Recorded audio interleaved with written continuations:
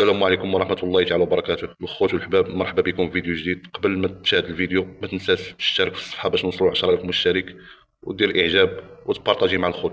بالنسبة للموضوع ديال هذا اليوم، هو بالنسبة لهذا الحوار التلفزي بعد قرار الأمم المتحدة بأن الصحراء المغربية في الحكم الذاتي تحت السيادة المغربية.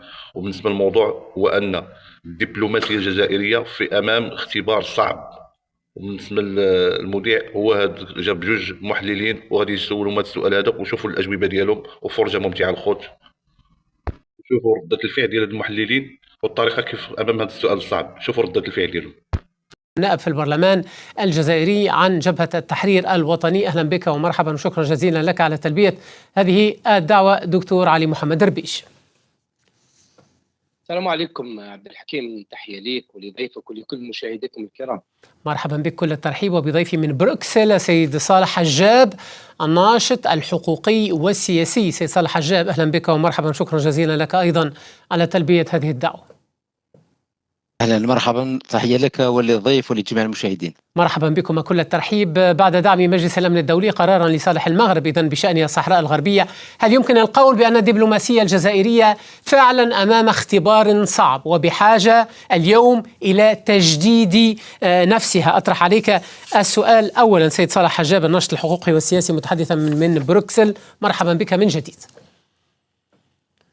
نعم، يعني الأمور يعني واضحة أمام العيان عندما نشاهد ونتابع كل ما حدث. نشاهد يعني تحليلات كل الدول في العالم أجمع، نرى أن الكل يذهب، أو الأمر يعني واضح أمامنا أن هذا القرار لم يأتي في نفس توجه السلطة الجزائرية، والذي أكده هو المتحدث باسمها السيد بن جامع عندما لم يشارك حتى بالرفض وامتنع عن التصويت، وثم يعني أدلى بحوار بما فيه أن هذا القرار هو يعني مخيب للأمل. للأسف نحن كجزائريين يعني لما رأينا الوزير الخارجية السيد عطاف تكلم وكأنه يتكلم عن قضية أخرى، ويعني قال وأن هناك انتصار ولا يوجد شيء، وهون من الأمور.